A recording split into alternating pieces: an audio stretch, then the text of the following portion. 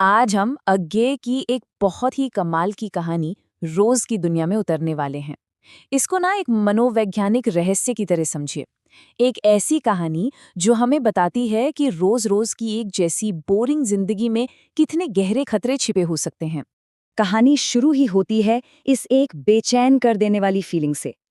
कथावाचक जैसे ही घर में कदम रखते हैं, उन्हें लगता है कि कुछ तो गड़बड़ है, कोई उदासी है जो हवा में तैर रही है। और यहीं से हमारा सस्पेंस शुरू होता है कि आखिर ये शाप की छाया है क्या चीज। तो सीन कुछ ऐसा है। कहानी सुनाने वाले यानी कथावाचक पूरे 4 साल बाद अपनी दूर की बहन मालती से मिलने पहुंचे हैं। उसका घर भी कहीं दूर दराज अलग थलग सी जगह पर है। पर वहां पहुंचकर स्वागत की खुशी नहीं, बल्कि एक अजीब सी भारी भरकम खामोशी और उदासी महसूस होती है। देखिए, कथावाचक और मालती बचपन के सखी सखा थे, खूब मस्ती करते थे। लेकिन अब हालात बिल्कुल अलग हैं। मालती अब एक डॉक्टर की पत्नी है, एक छोटे बच्चे की माँ है और उसका पूरा जीवन जैसे सिमट कर रह गया है। और यही बदलाव कथावाचक को हैरान कर देता है। इस पूरे रहस्य का जो सबसे पहला और सबसे बड़ा सबूत है, वो कोई और नहीं बल्कि खुद मालती है। उसके अंदर आया एक गहरा बदलाव। तो सवाल ये है कि आखिर उसमें ऐसा क्या बदल गया है। चलिए इसी पर गौर करते हैं। जरा इस फर्क को देखिए। कथावाचक के मन में एक ऐसी लड़की की याद है जो जिंदा दिल थी, थोड़ी बागी थी, इतनी कि शौक में अपनी किताबें तक फाड़ देती थी। और आज वो जिस औरत से मिल रहे हैं वो एकदम शांत, दबी दबी सी है, और अखबार का एक पुराना टुकड़ा भी उसे किसी खजाने जैसा लगता है। कितना बड़ा बदलाव है ये वो छोटी छोटी बातें हैं जो कथावाचक को परेशान कर देती हैं। मालती कुछ पूछती ही नहीं, न यात्रा के बारे में, न हाल चाल, बस लंबी लंबी खामोशियां हैं। उसकी आवाज में कोई जान नहीं, आंखों में कोई चमक नहीं। ऐसा लगता है मानो वो अपने ही अतीत की एक खोखली परछाई बन गई हो।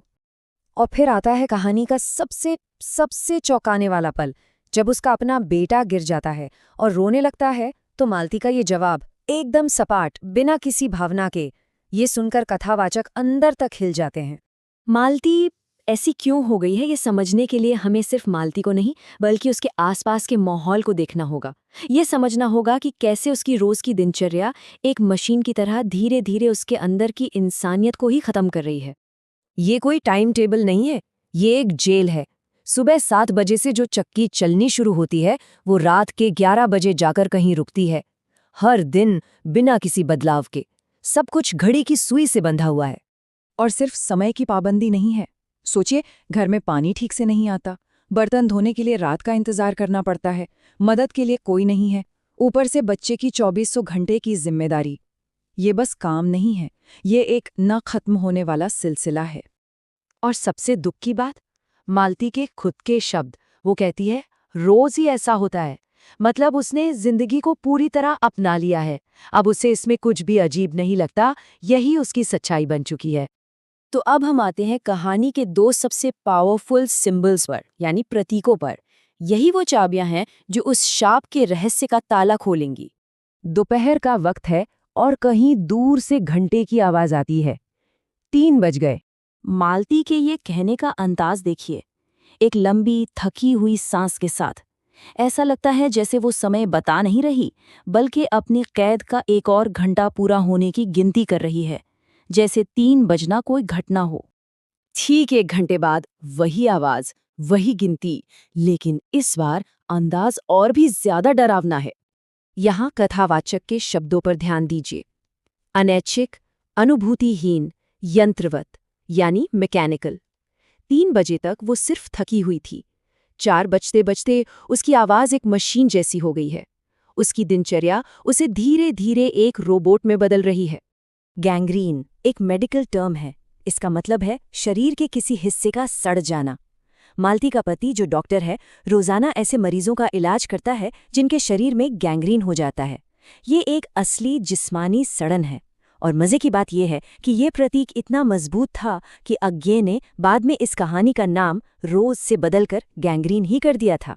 और यही कहानी का सबसे बड़ा सवाल है, क्या गैंग्रीन सिर्फ शरीर में होता है, या फिर ये उस घर में फैल रही एक रूहानी बीमारी, एक आध्यात्मिक सड़न का इशारा है जो सबको अंदर से खोखला कर रही है।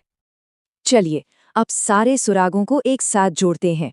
बदली हुई मालती, उसकी मशीन जैसी दिनचर्या और ये समय और गैंग्रीन के प्रतीक, इन सबको मिलाकर आखिरी नतीजा क्या निकलता है? इस बीमारी का असली नाम क्या है? ये लाइनें कथावाचक बोलते नहीं, बल्कि अपने मन में चीखते हैं। यही वो पल है जब उन्हें एहसास होता है कि मामला सिर्फ थकान या उदासी का नहीं है, ये कुछ बहुत ज्यादा गहरा है। एक माँ अपने बच्चे के गिरने पर इतनी बेपरवाह कैसे हो सकती है? तो ये है असली निदान। वो जो शाप की छाया है वो कोई भूत प्रेत नहीं है, बल्कि वो है अंदरूनी सड़न, एक रूहानी गैंग्रीन जो रोज की एक जैसी जिंदगी से पैदा हुई है। और ये सड़न अब इतनी आम हो चुकी है कि उन्हें पता भी नहीं चलता कि वो धीरे धीरे अंदर से खत्म हो रहे हैं। कहानी अब अपने अंत पर है। रात हो चुकी है और घड़ी में 11 बजते हैं। ये मालती के दिन के खत्म होने का समय है। और ये है कहानी की आखिरी दिल दहला देने वाली तस्वीर। 11 बजने की घोषणा के साथ मालती की आवाज़ भी जैसे खामोश हो जाती है, मूक हो जाती है। वो अपने मैकेनिकल जिंदगी में इतनी डूब चुकी है कि अब उसकी आवाज़, उसकी आत्मा, सब कुछ बस समय की गिनती करते करते गुम हो गया है। और आखिर में ये कहानी हमें एक बहुत ज़रूरी सवाल के साथ छोड़ जाती है।